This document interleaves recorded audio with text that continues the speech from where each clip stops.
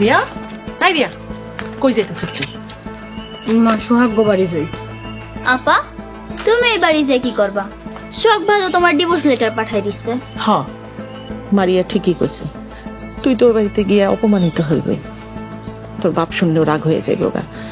ওরা কেমন মানুষ, একবার আমগুলোকে বুঝ পরামর্শ করলো না, সরাসরি ডিভোর্স দিয়ে দিল। এমন করে একটা সংসার ভাঙ্গা যাইবো এটা আমি কোনোভাবেই মাইনা নিতে পারতাছি না। মা, সোহাগ খুব ভালো পোলা, ওর সাথে কথা কইলে আশা করি সব ঠিক হয়ে যাইব।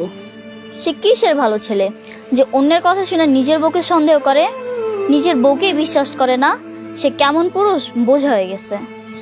ভুল আমগই হয়েছে, শহরে ভালো চাকরি করে শুনে আমরা কোনো খোঁজ খবর না নিয়ে তোর বিয়া দিয়ে দিছিলাম। মা, মনেরে কোনোভাবেই বুঝাইতে পারতাছি না। মা,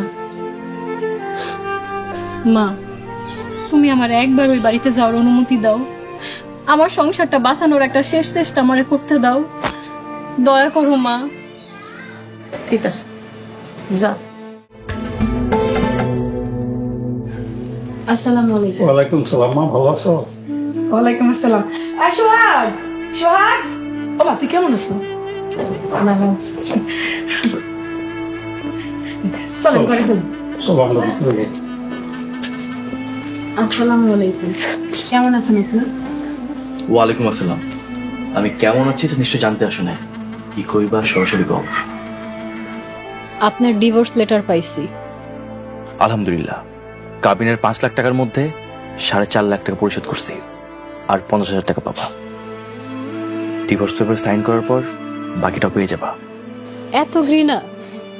আপনি সারা গ্রামের সবার কথা শুনলেন, বিশ্বাস করলেন, অথচ আমি আপনার বিবাহিত বউ। আপনি আমার কথা না একটাবার শুনলেন না, আমারে বিশ্বাস করলেন। চকচক করলে শোনা হয় না, আগে মানুষের মুখে শুনতাম।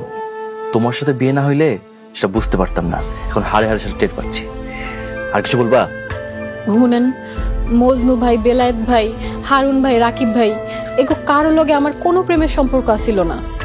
ওনারা আপনারা কি কইছে আমি জানি না, ওনাগো মনে কি আছে তা আল্লাহ জানে, কিন্তু আমার মনে ওনাগো লেগে কোনো কিছু ছিল না, কোনো প্রেমের সম্পর্ক ছিল না। নিজের ঢোল নিজে পিটায় লাভ নাই। আমার সিদ্ধান্ত ফাইনাল, আমি তোমার সাথে সংসার করতে চাই না। তুমি আসতে পারো। শুনেন, আপনি বিষয়টা আবার পরীক্ষা করেন, দরকার হলে তাগো লগে আবার কথা কন, সত্য মিথ্যা যাচাই করেন। আরেকজনের দোষে আমি কেন শাস্তি পাবো?